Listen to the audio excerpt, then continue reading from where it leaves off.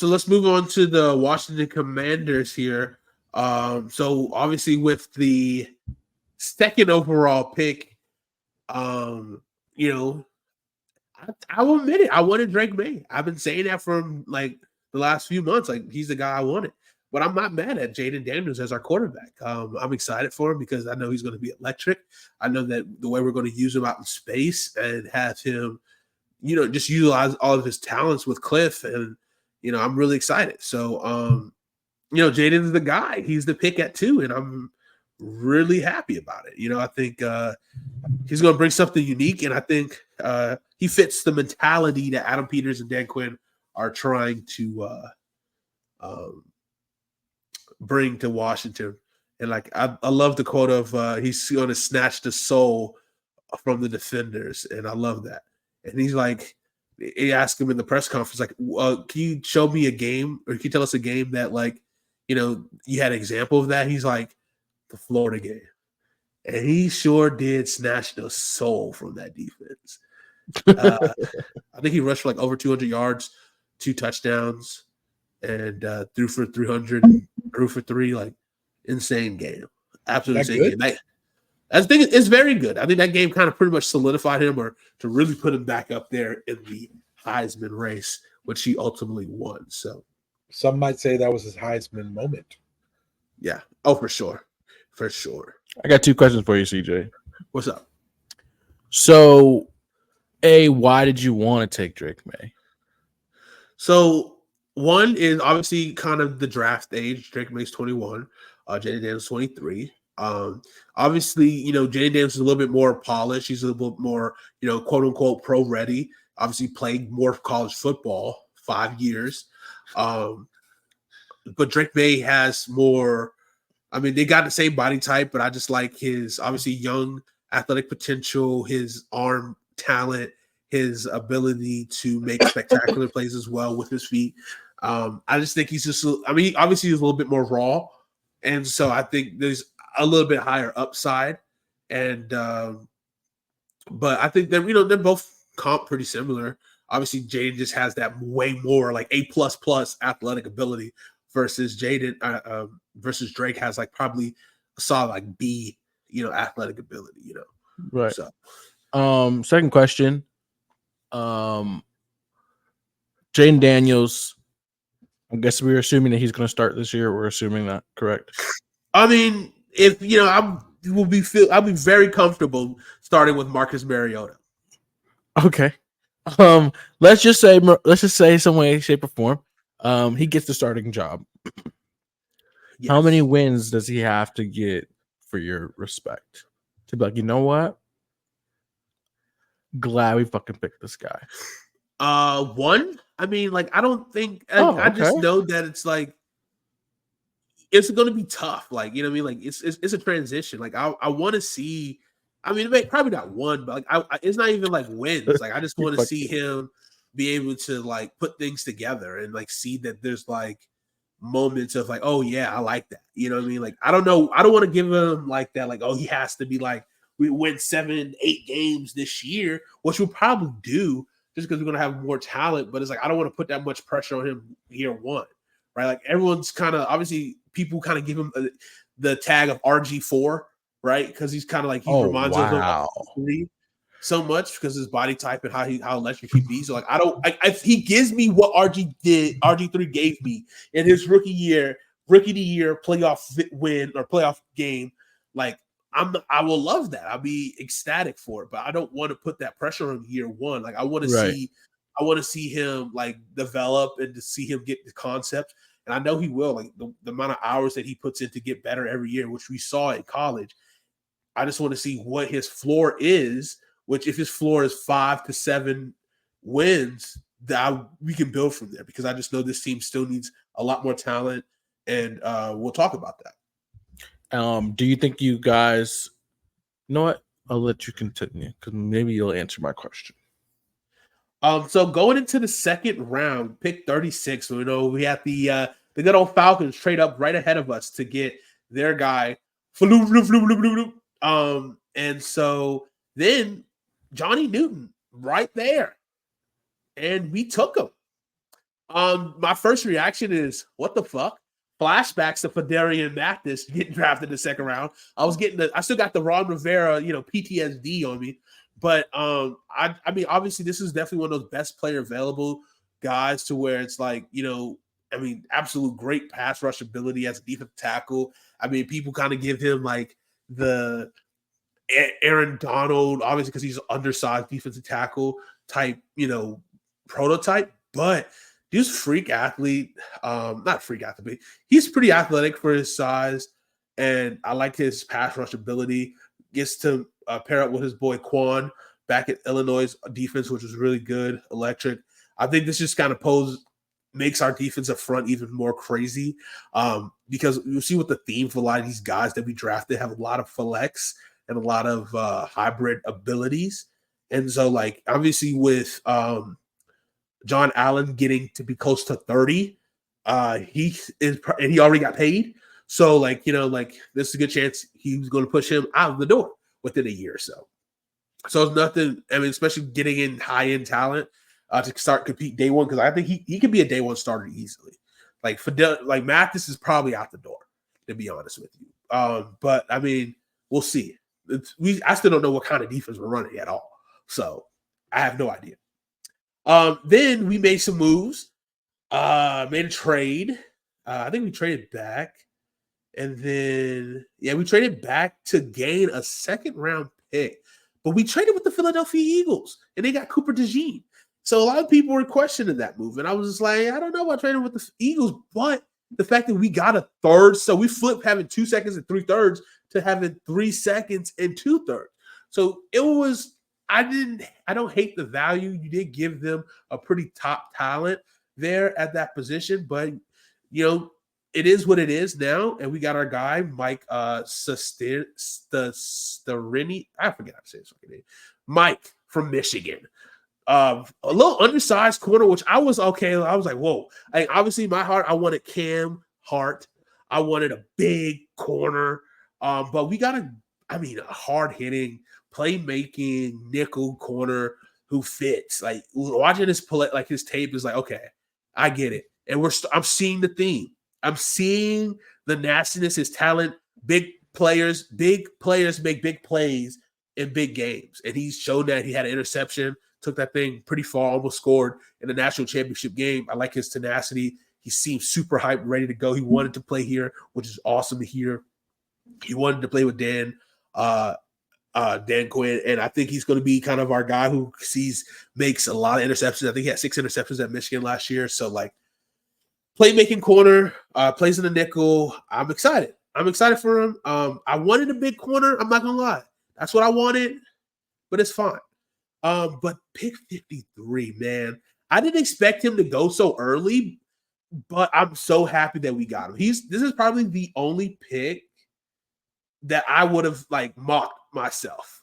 I've probably mocked Ben Sinnott from Kansas State to Commanders so many times. I think he has the George Kittle archetype to where I think he can block. He can put him in the backfield to do like an H-back, fullback type vibe. And I think he's going to be a playmaker for us. And him to kind of help him and Zach Ertz together would be great, because I seen what Zach Ertz helped develop Trey McBride in Arizona, and Trey McBride has some pretty good upside there. So I'm really excited for Ben Sinnott, second round pick, our third second round pick. So the really good players we got in the first and second rounds. Our first third round pick, Brandon Coleman, who they said guard, right? And Brandon Coleman, I do not know his size, because I keep seeing different sizes no matter where. On his RAS chart, they list him at 6'4", but then I saw somewhere they got him listed at 6'6". So I have no idea how tall this motherfucker is. He's played left tackle and left guard at TCU. Big physical guy, heavy hands, plays violent. I like it. I don't love it, right? We needed to address a guy who can play left tackle. I still need to know how tall he is. If he's 6'6", I feel a little bit better at playing. He has big enough arms. He has 35-inch arms, so he has the arm length to play left tackle. But it wasn't one of the top guys, I would say, that I would like for us to get. We literally I want to say it was right after Ben Sinnott pick, I want to say, that Patrick Paul went off the board. Like, one of the guys I wanted. Wasn't able to trade back up to get Tyler Guyton. Instead, Tyler Guyton, one of my favorite offensive tackles, outside of Marius Mims, to get drafted by the fucking Cowboys, man. The Cowboys. Stickney. Obviously, there was an insane run on tackles. Like, an insane run on offensive tackles into the first and in the second. So it's kind of like they didn't want to overpay to get a guy to be desperate for it. And they got a guy who I'm excited for. I mean, freakish athletic ability for his size. Like, I mean, really high RAS scores. So it's like, okay, he should be able to handle to play left tackle if he needs to, but it wasn't a definitive he's a left tackle, you know? And that's the only thing I'm not a fan of, the question of that. So, but he does have also, like, you know, position flexibility. And now people are looking at, okay, who could we also sign? Like, kind of what Jonathan was talking about is like a swing guard, a swing tackle. Who could we also pick up in the post-draft free agency? Pick 100. We went Luke McCaffrey, dipping into the McCaffrey pool. I love it. I thought McCaffrey really shined in the Senior Bowl. I think he shows, and he's only been playing receiver for 2 years, but he has that natural athletic ability where he's consistently getting better. And I think we did it a wide receiver 3, 6'2", so a little bit bigger than what we have, which is good. One a little bit bigger, you know what I mean? But that's what she said. But I'm excited for what he can do. I think he'll be. I think people comp him to like Zay Jones, which I think Zay Jones is a really good wide receiver 3. Can make some plays for you. Hopefully, he can be a little bit more consistent. I think he could be. I think he can be a freak. To be honest, I think he could be like a really good steal. Like Ben Sinnott and Luke McCaffrey could be like 2 really good steals for playmakers for Jaden Daniels. Before we move on from him, yes. How do you feel about Luke McCaffrey, knowing that these were the next 3 picks at wide receiver right after? Okay. Troy Franklin went 2 picks later. Javon Baker went 11 picks later. Yeah. And Tez Walker went 13 picks later. Yeah, that's tough. Well, Tez Walker's not as big as I wanted to be, paused. And so, like, I'm okay with that. And so Javon Baker's the one I really thought we would get. Like, Javon Baker was kind of the guy that I really wanted. There's a lot of receivers I like. Troy Franklin kept falling. And I think there's just, the rumors, obviously Twitter rumors, not sure if it's true or not, is that, you know, people failed his interviews. People really questioned his level of football, whether he really wanted to be there. I don't know if that's true or not. That's just stuff I saw on Twitter, X. So yeah, I think Troy Franklin is like high-end second-round guy. Like, so to be able to get him there at 3rd, what I would have been okay with.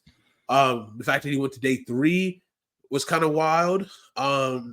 He wound up about to be playing with this boy Bo, so hopefully that could be good for him. I'm okay with it because I just think Luke still has a lot of untapped potential. Obviously, Javon Baker's the one I wanted, but I think Javon Baker did wind up in a good spot for him because he could probably be he was probably wide receiver 1 day 1. Let's be like week 1, he's probably going to be wide receiver 1. It's him and DeMario Douglas. Yeah. So they also drafted another guy. I want to say, I forget, they drafted 2 receivers. I can't remember the other guy they drafted. Cornelius, maybe? No, he went to the Chargers. Who did they get? Did they get Brendan? No, Brendan Rice went to the Chargers as well. Huh. I can't remember. But I'm not that mad. I'm not really mad at all. I like Luke McCaffrey. I think he would have been one of those guys I would find with because I think he has so much athletic ability and like his hands in traffic is like very impressive. And something and he just kept flashing. And the fact that he's only been doing this for 2 years just gives me the optimism that he's only getting better from here. So he's still very raw. And I think that's what gives me more excitement because I don't think we need him to be the guy right now with who we have in front of him. And so that gives him a little bit of a leeway to continue to grow in the position. Fair. I do like to see if he's going to be a punt return, kick return guy, and that's something I was looking for, a guy who you might be getting that has that ability. I was hoping for Isaac from Louisville is to get, but obviously he has the most freakish athletic, big body running back in the draft that he went. I want to say he went to the. I forget where he get drafted to, but he went to a place that's not Commanders, so. Not Jalen Polk was the other wide receiver the Patriots drafted. Yes, Jalen Polk. It's pretty good. I felt like they reached on him. I like Javon Baker better than Jalen Polk. Yeah, but they got both. They did. So, but yeah, I'm not. And all in all, I think Luke has really good upside, and I think he fits. Like again, it's like if you think Javon Baker doesn't fit the culture that you want, that's fine. Like what I mean, you have to establish like year one. You have to establish who your guys are, who are Commanders, and that's what we're doing. I think he fits that mold. This next pick, our 5th round pick, it was kind of waiting a long fucking time for the 4th round if we finish with. They had to miss the whole 6th round. But we went linebacker Jordan Maggie from Temple. This guy I freaking like a lot. Really good, like high athletic linebacker, hit and run. Plays. Everyone keeps saying plays with his hair on fire. I really like him, and I think I'm thinking Charles Davis said it on NFL Network that he's going to find a way to be starting for us in the next 2 years. And the fact that he gets to sit and develop behind Bobby Wagner for a year, I'm really excited for him because I think he has a lot of raw ability, and I think Adam Peters going to find another gem of a linebacker in the 5th round. If you know, you know. And also our 2nd 5th round pick, we went Dominique Hampton from Washington, a freaking hybrid freak, 6'2", who can play some hot like nickel linebacker and like a safety, 6'2", runs really well. I'm excited for him. Oh my gosh, like these guys, man, like I'm seeing what a commander should be, what a commander looks like. Damn it, Adam Peters is putting on a masterclass. These are not guys that I would have known. Like, obviously, like he has a deeper scouting bag, respect to Adam Peters. But damn, I like watching tape with these guys the last couple of days. Like, I'm really loving it. And then our 7th round pick, we got an edge, Javonte Jean-Baptiste from Notre Dame. Big guy. I think he's about 6'4", if I'm not mistaken. But pretty tested really well. The lowest guy to test in our RAS is Mike from Michigan. And he had like an 8. Still. Is it what? I believe it's Sandra still. Yes, Sanders still. Yes, there you go. And he tested at 8.75. He was our lowest RAS test score in our whole draft. That's pretty Nines high. are better. And we're getting the high athletic makeup tests for our team, which you need athletes. You got to start with just better athletes to be a fast physical football team. And I think we're going to be must-see TV. And I'm really excited for this. Like, I was excited because, we had so many picks. Ended up with 9 draft picks, 3 to 2nd, 2 to 3rd, 2 to 5th, and 1 7th round pick. Got a lot of good value in the top 100. Addressed a lot of needs, but also got a lot of best player available. Got a lot of really good players. And my excitement level did rise after this draft, to be quite honest with you. Obviously, with having a new quarterback, you're excited to see what he does and how well he can how fast he can come out the gate this season.